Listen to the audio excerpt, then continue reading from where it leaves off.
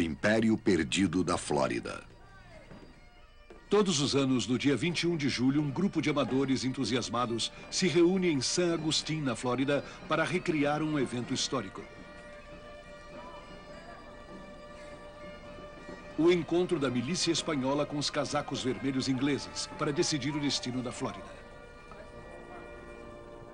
Receba e cumpra as ordens de entregar o castelo e o presídio de San Agustín ao representante da Inglaterra e todas as possessões espanholas na Flórida. Depois de 200 anos de domínio, os espanhóis resolveram desistir.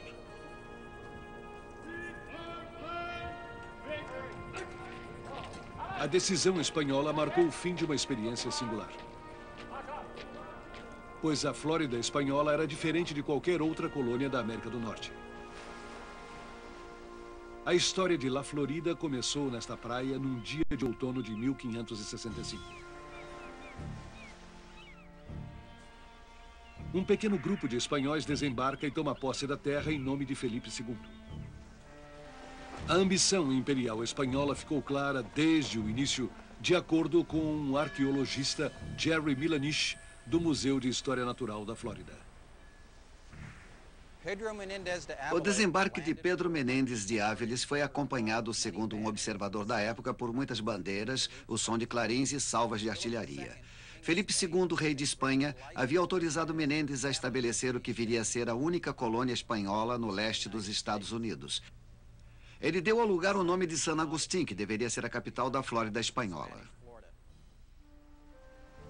La Florida nasceu na ocasião em que as superpotências europeias estavam repartindo o Novo Mundo.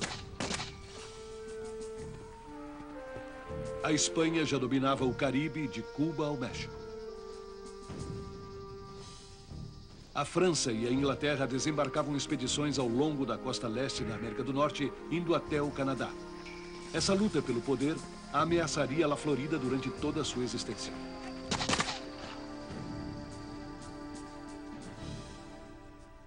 Os espanhóis construíram em San Agustín o castelo de San Marcos para proteger sua nova possessão. Mas o castelo não ajudou muito a resolver o dilema da jovem colônia. A guarnição de San Agustín nunca passou de algumas centenas de homens. Os índios que os rodeavam eram mais de 250 mil. Mesmo com armas de fogo como este canhão, a defesa seria impossível. Como os poucos espanhóis poderiam controlar uma população tão grande? A solução encontrada foi muito diferente da que os franceses praticavam no Canadá ou as adotadas pelos ingleses e depois pelos americanos. Os soldados da Flórida espanhola formavam uma tropa diferente. Eram homens de Deus, frades franciscanos.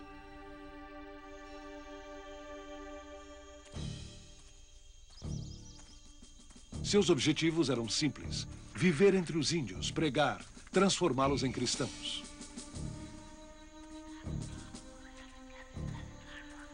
Foi uma estratégia brilhante. Em menos de 100 anos, as missões se espalharam de San Agustín para o norte, cruzando o território dos índios Guale até atingir a ilha de Santa Catarina, na Geórgia. Uma segunda cadeia de missões, cada uma a um dia de viagem a pé da outra, formou o Camino Real, ou seja, a Estrada do Rei. Atravessava território Timucua até chegar aos Apalaches, circundando a área onde hoje se encontra a cidade de Tallahassee. A missão São Luís, capital do território Apalache, era a segunda cidade do Império. Bonnie McEwan chefia agora no local da antiga missão São Luís um fantástico projeto de escavação e reconstrução. Uma das coisas que nos preocupa é o verdadeiro tamanho da porta da Casa do Conselho. O que se discute é a reconstrução de um prédio que os índios usavam para cerimônias. E aí você entrava nesse prédio enorme que abrigava 2 ou 3 mil pessoas. McEwan e seus companheiros escavaram durante 10 anos para levantar as principais características da missão São Luís. O interior era cheio de fumaça e quente, devia cheirar mal. Exato, e é por isso que eu acho que o seu plano de fazer uma abertura maior faz sentido. Sabemos que em regiões mais ao norte, como Guale, as casas de conselho eram completamente fechadas, mas aqui na Flórida, onde é mais quente, a tendência é que tivesse uma claraboia grande. No centro da escavação pode-se ver uma grande praça cercada por prédios públicos. incluindo uma igreja de fino acabamento. Era uma igreja bem grande, do tamanho de San Agustín, e media 15 metros de frente por 33 de fundos. Vamos entrar.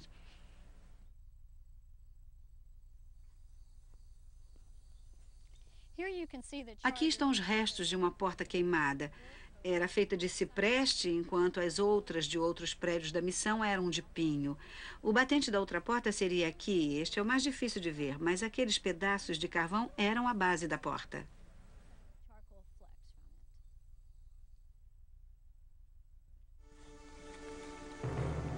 O projeto das igrejas das missões seguia um modelo tradicional.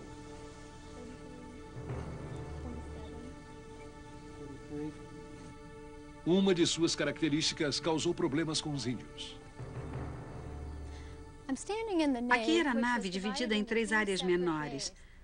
Sabemos hoje que não havia bancos na nave porque a história de índios que, ao se ajoelharem, caíam para frente porque não sabiam se equilibrar nos joelhos. O truque era converter os chefes.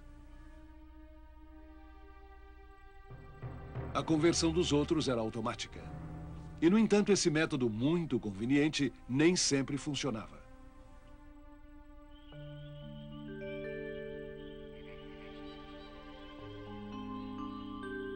Em 1597, na missão Santa Catalina, na costa da Geórgia, os frades tentaram acabar com a poligamia. Os índios se rebelaram.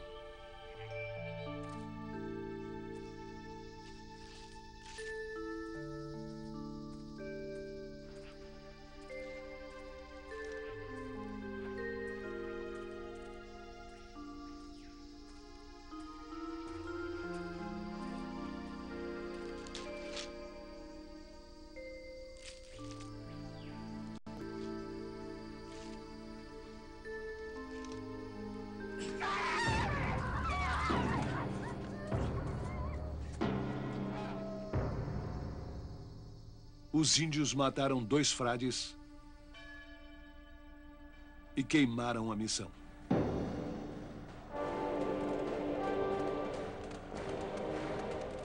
A revolta foi logo sufocada e a missão reconstruída.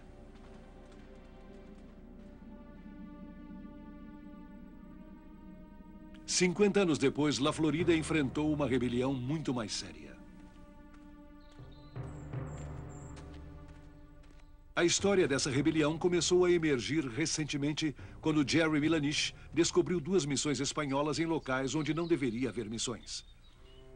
O bispo Calderón de Cuba, em relatório escrito em 1675, havia listado todas as missões existentes ao longo do Caminho Real, de São Luís a San Agustín. As missões que Milanich achou não estavam naquela lista. Havia 2 coisas estranhas com essas missões.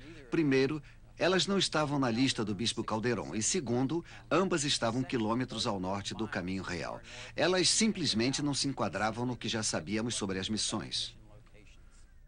Milanich encontrou nos sítios de escavação fragmentos de louça azul típica do período de ocupação espanhola.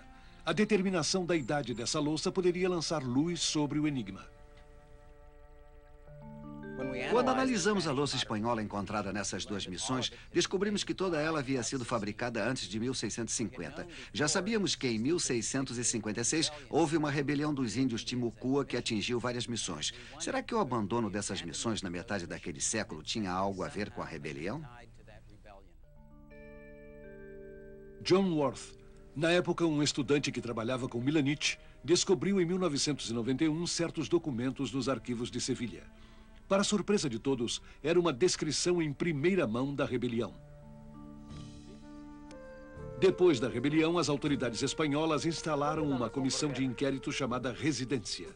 Os relatos provêm tanto de espanhóis quanto de índios, que presenciaram tudo.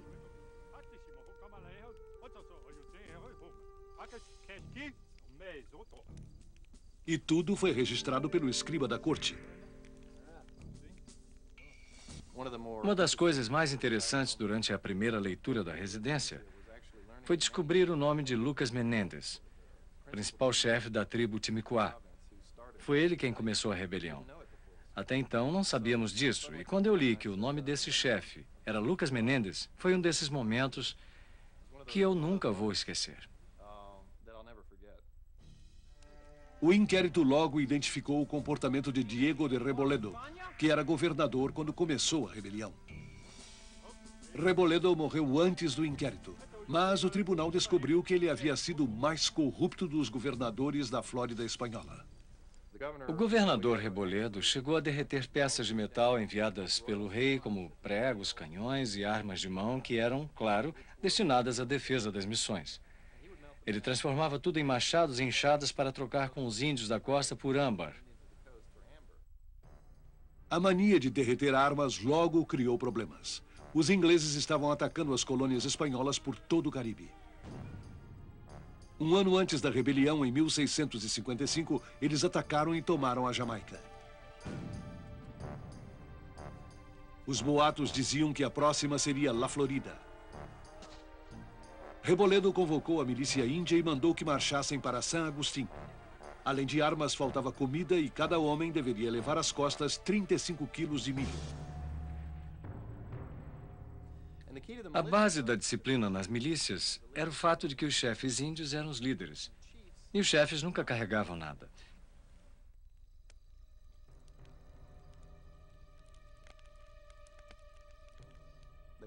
Eles eram privilegiados, não precisavam trabalhar. Eram guerreiros, mas quase que só no nome. Eles até lutavam, mas não trabalhavam. Os chefes ofendidos se rebelaram. Atacaram as missões da periferia, matando 3 soldados e 4 trabalhadores.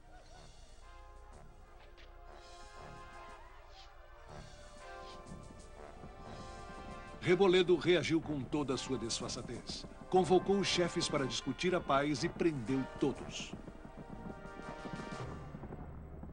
A própria rebelião serviu de desculpa para que ele enforcasse todos os líderes dos índios, todos os chefes Timicuá que haviam iniciado a rebelião. Seus corpos deveriam ser expostos nas suas próprias aldeias ou ao longo da Estrada do Rei para servir de exemplo.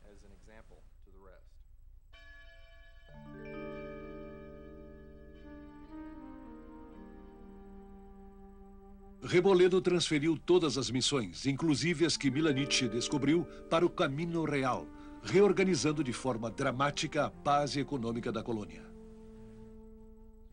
Ocorre que no início do século XVII, especialmente em Timucua, uma epidemia havia dizimado a população. Reboledo aproveitou a rebelião para dissolver a tribo Timucua, transferindo partes dela para as missões ao longo do Caminho Real, apostando tudo na produção dos Apalaches. A região Apalache seria o celeiro da colônia e as missões Timucua simples paradas no caminho para lá. Esse novo arranjo atendia às necessidades do trono de Espanha, mas os índios continuavam a sofrer sob jugo espanhol.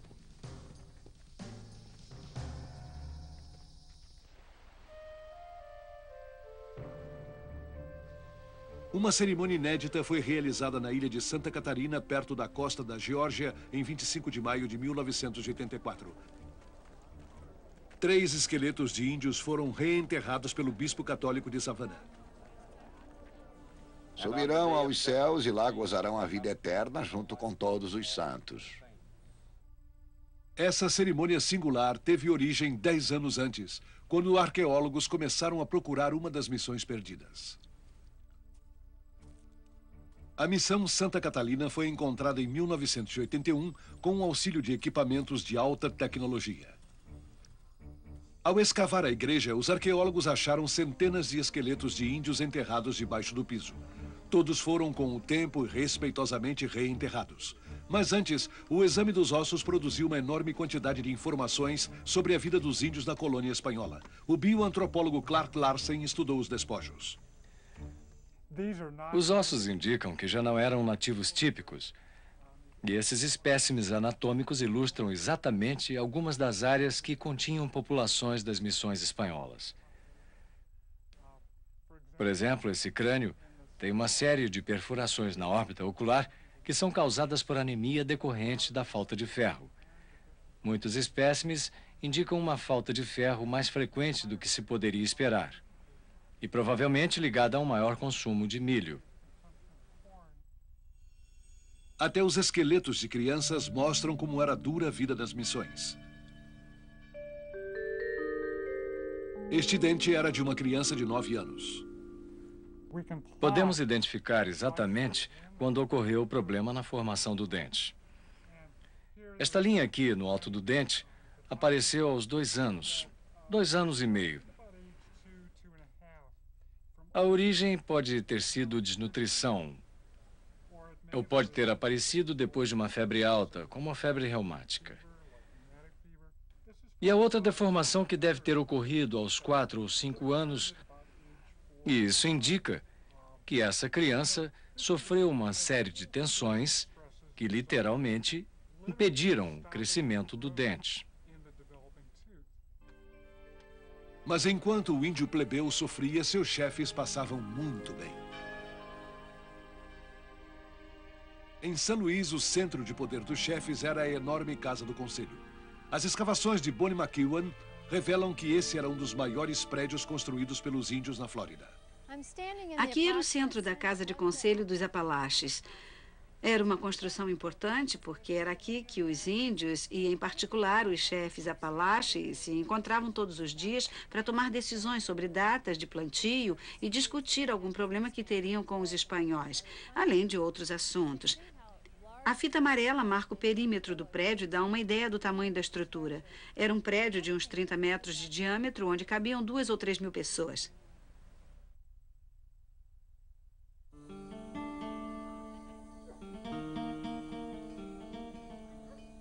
Os colonizadores espanhóis prosperaram em São Luís. Trouxeram da Espanha boa parte do seu tradicional artesanato.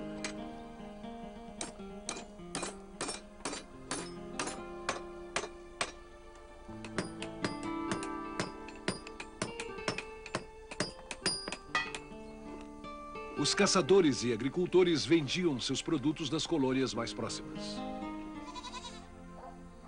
São Luís prosperou durante 50 anos. A maioria dos espanhóis tinha aqui uma vida melhor do que antes na Espanha.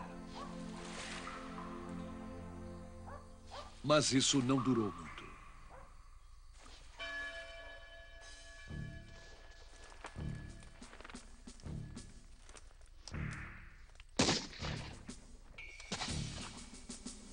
Em 1670, os ingleses montaram uma grande colônia em Charleston, Carolina do Sul.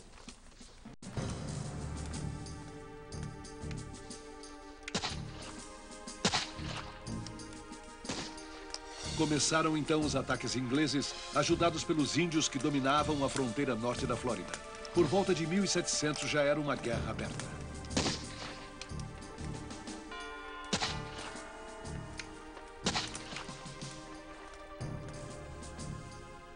A missão de São Luís construiu um forte para se proteger, mas não adiantou. A maré da história remou contra a Flórida espanhola.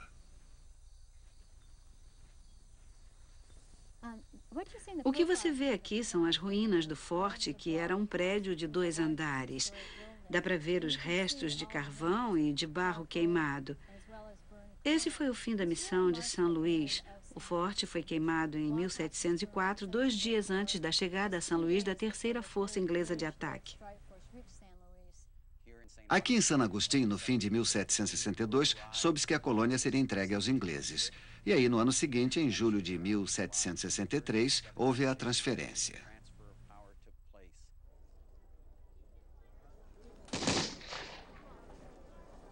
Todos de San Agustín presenciaram quando a bandeira espanhola foi arriada. No dia seguinte, toda a população espanhola embarcou para Havana. Com eles, foram 63 índios americanos, os últimos das centenas de milhares que antes habitaram a Flórida. O Império Espanhol na Flórida desaparecia 200 anos depois de fundado.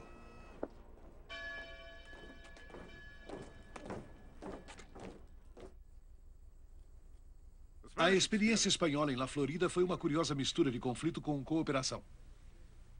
A maioria dos frades franciscanos realmente cuidava com carinho daqueles a quem chamavam de filhos e filhas índios.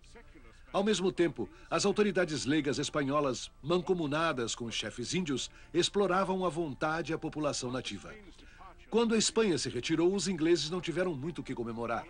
Na esteira da Revolução Americana, o Tratado de Paris, assinado em 1783, exigia que a Inglaterra devolvesse La Florida à Espanha. Mas a Espanha era uma potência em declínio que finalmente passou o domínio de sua tumultuada colônia para os Estados Unidos no dia 10 de julho de 1821.